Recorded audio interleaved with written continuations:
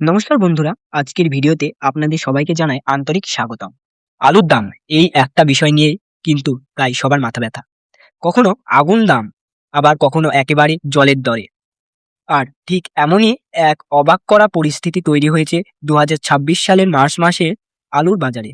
Bumper ফলন হওয়ার পরেও কেন চাষিদের কপালে চিন্তার ভাঁজ?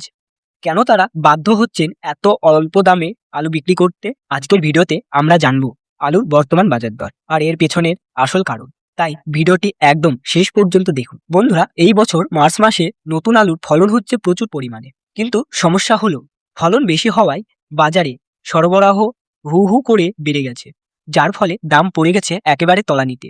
বিভিন্ন রিপোর্ট অনুযায়ী এই মুহূর্তে পশ্চিমবঙ্গের পাইকারি বাজারে আলুর দাম নেমে এসেছে প্রায় ৭৫০ থেকে ৮২০ টাকা প্রতি কুইন্টালে, অর্থাৎ কেজি প্রতি প্রায় ১ টাকা বা তার কম দামে চাষিদের আলু বিক্রি করতে হচ্ছে।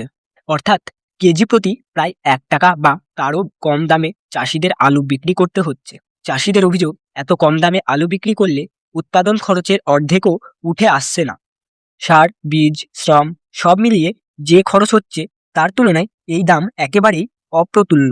ফলে অনেকেই চরম লোকসানের মুখে পড়েছেন।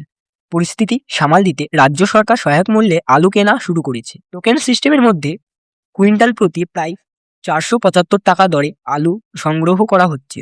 তবে চাষিদের মতে এই উদ্যোগে এখনও প্রয়োজনের তুলনায় অনেকটাই কম। বিশ্লেষকরা বলছেন, এবছর হিমঘরের জায়গার অভাব এবং অতিরিক্ত সরবরাহ এই দুই প্রধান কারণেই বাজারে এই দামের ধস নেমেছে। এখন প্রশ্ন হলো, আগামী দিনে আলুর দাম কি আরও কমবে, নাকি ধীরে ধীরে বাড়বে? আপনার এলাকায় এখন আলুর দাম কত? নিচে কমেন্ট করে অবশ্যই জানান। আর কৃষক ভাইদের এই কঠিন পরিস্থিতি নিয়ে আপনার মতামত আমাদের সাথে শেয়ার করুন। ভিডিওটি যদি ভালো লেগে থাকে তাহলে লাইক করতে ভুলবেন না।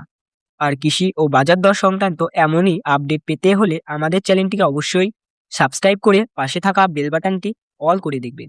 আর কৃষক ও বাজার দর সংক্রান্ত এমন আপডেট পেতে হলে আমাদের চ্যানেলটি সাবস্ক্রাইব করে পাশে থাকুন। আজকের মতো এখানেই শেষ করছি। দেখা হবে পরের ভিডিওতে। ধন্যবাদ।